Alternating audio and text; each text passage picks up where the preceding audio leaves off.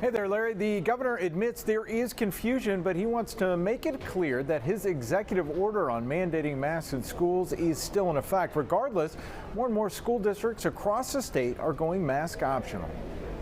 District 207 and 64 in Park Ridge and Niles, just two of the latest school districts to join the ever-growing list of districts deciding to make masks optional. It's an individual choice at this point, and we're going to be respectful of a student or a staff member who chooses to wear a mask or who chooses not to wear a mask. The governor yesterday in Springfield said it is not a choice, not yet. Yeah, the executive order is in effect. We still have a mask requirement in the state of Illinois for schools.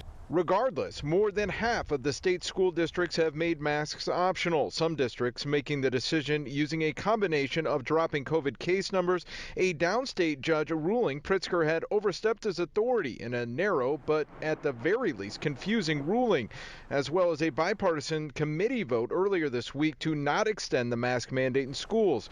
3 Democrats joined Republicans in blocking the extension. For them to reissue the rule while there was still question as to whether or not the rule was valid to begin with, I think they sort of put themselves in a box. I think we have a governor who's just gotten a little bit too full of himself. Pritzker says he believes the committee, especially members of his own party, are waiting to see how the appellate court rules on lifting the restraining order on his mask mandate.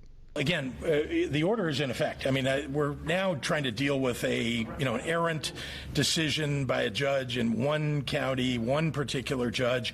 It's thrown everybody into a state of confusion, and we're trying to get the appellate court to address it because it was wrongly decided. Now, we could hear from that appellate court as early as today, and depending on how that ruling goes, we may also see another attempt by the state health department to extend the mask mandate in schools. We're live in the newsroom. I'm Eric Run, WGN News.